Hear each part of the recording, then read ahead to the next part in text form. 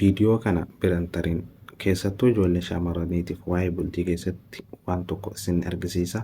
Suuraa ho'iin haasaa abbaa warraa yookiin jaalallee isii waliin haasofte obboleettiin teenya akka poostii goote tokkoon miidiyaa irratti gama tiktookiitiin arge tokko irratti yaada kennuu barbaada. Achumaanis dhaamsa isiniif qaba jechuudha. Icciitii abbaa warraa keetii yookiin jaalallee keetii miidiyaa dhiisi. Yoo wal dhabdan namatti hin himin boodan araaramtanii seenuftan waan ta'eef amma gara barreeffama sanii isin dabarsa. Hordofaa.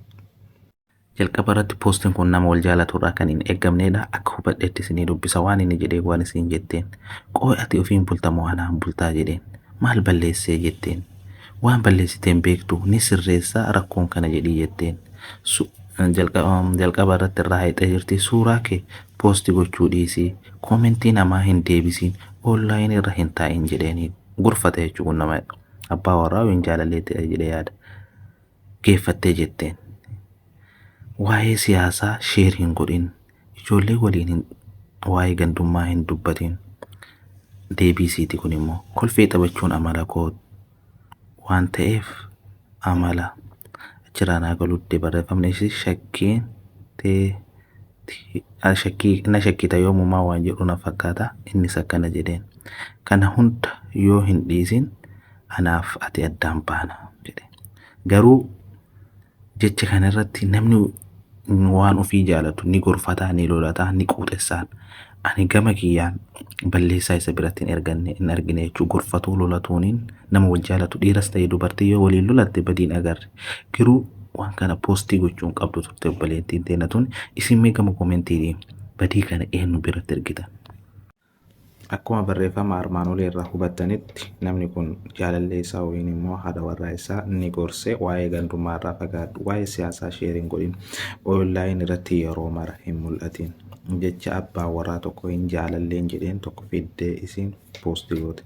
Isiidhaaf abashaalummaa ta'uu danda'a namoota biraatiif barumsa akka ta'uuf yaada. Ila obboleeyyan waan icciitii abbaa warraa keessan yookiin jaalallee keessan waliin haasoftan miidiyaa irratti baasuu dhiisati nama biraatitti deebitanii haasa'uun bultii keessan hin jabeessu. Yoo jaalala waliif qabaatanii waliif jiraatu waliin jiraannaaf abdii walii qabaatan jechuudha. Gaayaa wal dhabbii keessan yoo ulfaattuu taate malee maatiin keessanuu dhagayuu hin qabu. Maatii bultii keessan keessatti namni seenan jireenyaan ta'u namni akka ofii malutti akka ofii yaadutti si gorsuu danda'a. Bultii kee garuu kan hoogganuu danda'u intalli dubartiillee ilmi dhiiras ofii keessanii walii galuu qabdan malee namni seenan jireenyaan ta'u. Maatiin kee akka isaanii malutti akka ofii yaadanitti akka kabajaa isaaniitti itti dhagayamee yoo ati miidhamtes yoo ati miidhaminis dubbachuu danda'an. Garuu akka keessima qofatu beeka. Kanaafuu wanna maatii keessanitti ibsamuu qabu kanaafuu waan dhoysamuu qabuuf waan miidiyaatti himamuu qabuuf waan namatti himamuu hin qabne addaan baafadhaa.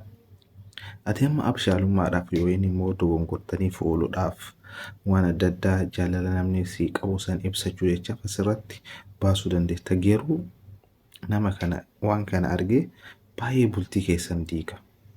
Innaa waan miidiyaatti fayyadamtan sirriitti addaan beekaa isin gorsa. Dubbii jaarsatii kun dubbii jaarsaa sirriitti dhageeffadhaa. Rabbiin nu mara kenna haa qajeelchu. Miidiyaan isinitti fayyadamuu qabu keessattuu shamarran. Waan poostii gootan suuraa poostii gootan addaan baafachuun dirqama. Waan hojjetuu qabdu obboleettii ila obboleessa waan sin seenessine waan si seenessu waan hamilee kee cabsu irraa fagaadhu. Yoomis icciitii abbaa warraa keetiif yookiin jaalallee keetii nama argitetti hin baasin.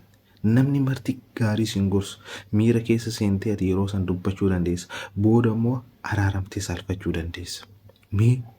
Namni yaani hin ulfaata waan akkanaa kana fiddanii miidiyaa irratti poostii gochuun akka maqaa yaadan naan galuun garuu Rabbi nu haa tiisu.